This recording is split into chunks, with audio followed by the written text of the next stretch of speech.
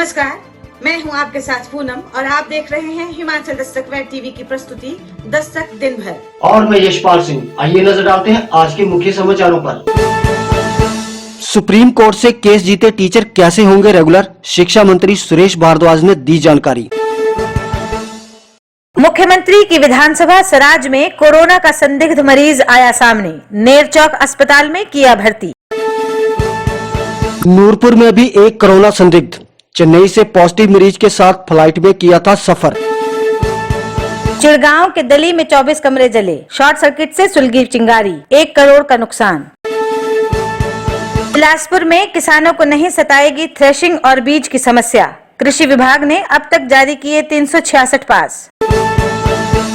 और अब समाचार विस्तार से। सुप्रीम कोर्ट से केस जीतने वाले हजारों अस्थायी शिक्षकों को लेकर शिक्षा मंत्री सुरेश भारद्वाज ने आगे की प्रक्रिया की जानकारी दी है। मंत्री ने कहा कि सरकार इनके पक्ष में थी और इसीलिए बिना रेगुलर किए पूरा वेतन दिया गया था। अब कोर्ट ऑर्डर की कॉपी आने के बाद अगला फैसला लेंगे।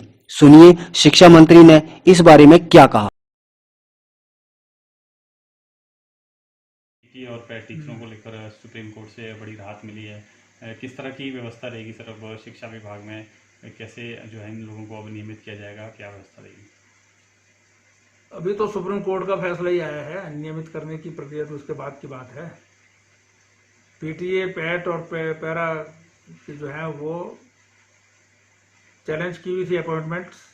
सुप्रीम कोर्ट में हिमाचल प्रदेश सरकार ने माननीय मुख्यमंत्री श्री जयराम ठाकुर जी के आदेश पर जो है वो पूरी शिद्दत के साथ जो है वो केस को लड़ा।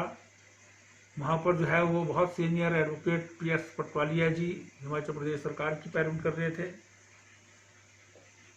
और केस जो है वो सरकार के पक्ष में, इन अध्यापकों के पक्ष में हुआ है, क्योंकि हिमाचल प्रदेश सरकार ने पिछले वर्ष ही इनको रेगुलर पे स्केल दे दिए थे।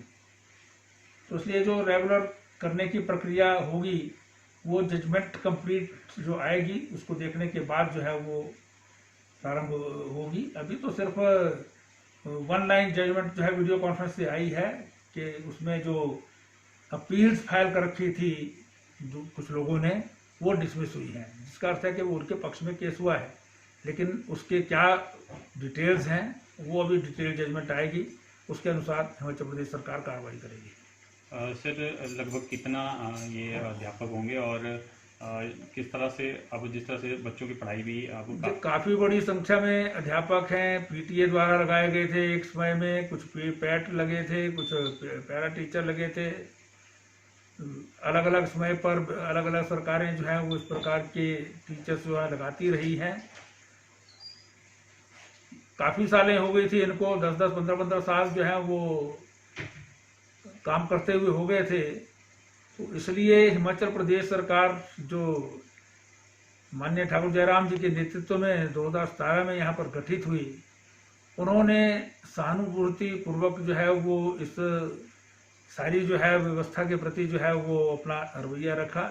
इसीलिए बजट में इनके जो वेतन थे जो बहुत सालों से जो है वो इनको बहुत कम दिए जा रहे थे, वो भी अन्य अध्यापकों के बराबर जो है रनिंग स्केल में दे दिए।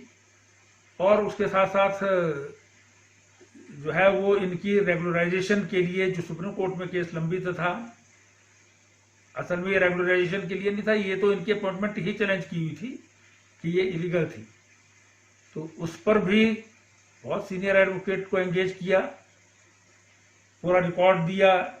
और सरकार ने जो है वो केस में पूरी शिद्दत के साथ जो है वो अपना पक्ष रखा, इनके हक में पक्ष रखा, जिसका नतीजा हुआ है कि इनके खिलाफ जो अपील्स हुई थी वो डिसमिस हो गई हैं।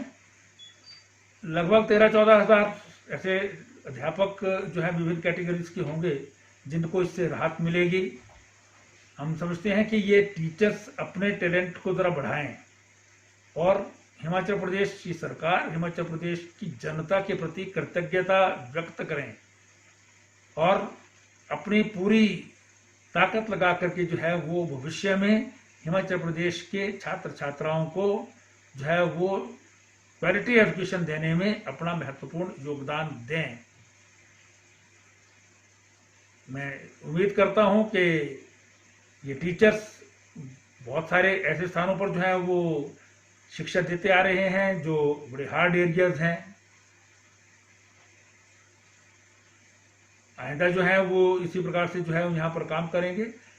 हिमाचल प्रदेश में शिक्षा विभाग को भी इससे राहत मिलेगी, क्योंकि 13-14 हज़ार टीचर्स अगर कम हो जाते तो उससे जो है वो प्रदेश में नए युवाओं को तो जगह मिलती, लेकिन बच्चों का जो है वो समय बर्बाद जरूर हो सकता था।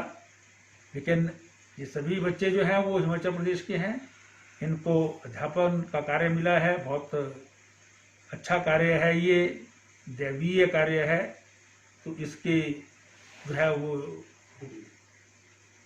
काम करें और ठीक प्रकार से जो है वो हिमाचल प्रदेश में शिक्षा को बढ़ाने में सहयोग दें।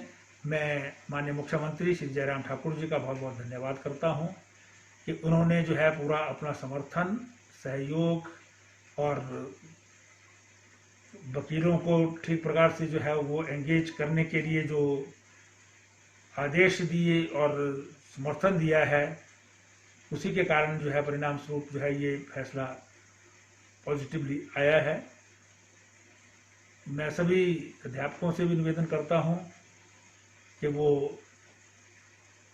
अपनी जो है वो टैलेंट के क्वालिफिकेशन के अनुसार जो है वो बच्चों की पढ़ाई में योगदान करें, और उन सबको मैं बहुत बहुत बधाई देता हूं। गौरतलब है कि सुप्रीम कोर्ट से प्रदेश के 15,000 से अधिक अस्थायी शिक्षकों को शुक्रवार को बहुत बड़ी सौगात मिली है। सुप्रीम कोर्ट ने इन पीटीए, पैरा और पैड शिक्षकों की नियुक्ति को लेकर दायर की गई सभी याचिकाओं को रद्द करते हुए 9 दिसंबर 2014 के हिमाचल हाई कोर्ट के फैसले को यथावत रखा है, जिससे अब इनके रेगुलर होने का रास्ता भी साफ हो गया है। जिला मंडी में एक कोरोना संदिग्ध की पहचान की गई है। हालांकि सैंपल की रिपोर्ट आने के बाद ही पता चल पाएगा कि ये पॉजिटिव है या नहीं, लेकिन प्रशासन ने सतर्कता बरतते हुए आइसोलेशन में भर्ती कर लिया है। जानकारी के अनुसार सीएम की विधानसभा क्षेत्र सराज में शुक्रवार को पहला कोरोना संदिग्ध मामला सामने आया है। इससे पूरे क्षेत्र में चिंताएं एकाएक बढ़ गई हैं। हालांकि अभी तक मंडी में एक भी कोरोना का केस दर्ज नहीं हो पाया था, लेकिन इस मरीज के आने से स्वास्थ्य विभाग फिर से सकते में पड़ गया है। विभाग ने कोरोना संदिग्ध को मेडिकल कॉलेज नेरचौक के आइसोलेशन वार्ड में भर्ती किया है। सूत्रों के मुताबिक ये मोहाली में रहता था और 14 मार्च को मनाली चला गया, जहां वह 5 दिन रुका, उसके बाद अपने घर पहुंचा। उसके बाद उसे बुखार और पेट दर्द की शिकायत हुई तथा वह घर पर ही दवा लेता रहा और अपनी चंडीगढ़ से आने की सूचना प्रशासन को नहीं दी।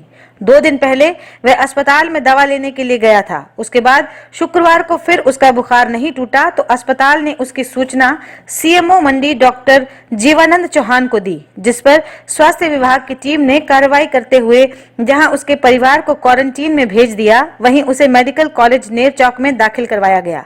आने पर वे कई जगहों पर जाता रहा, लेकिन अब विभाग उसकी पूरी हिस्ट्री खंगालने में लग गया है। मंडी के बाद जिला कांगड़ा में भी एक कोरोना संदिग्ध की पहचान हुई है। विभाग ने सैंपल लेकर टांडा अस्पताल भेज दिए हैं। जानकारी के अनुसार जिला कांगड़ा के नूरपुर का 23 वर्षीय युवक 23 मार्च को चेन्नई से घर आया था। 15 अप्रैल को इसे मेडिकल जांच हेतु क्षेत्रीय चिकित्सालय धर्मशाला लाया गया। 16 अप्रैल को इसका कोरोना का सैंपल लिया गया था, जो कि फेल पाया गया है। अब शुक्रवार को दोबारा से सैंपल लिया गया है।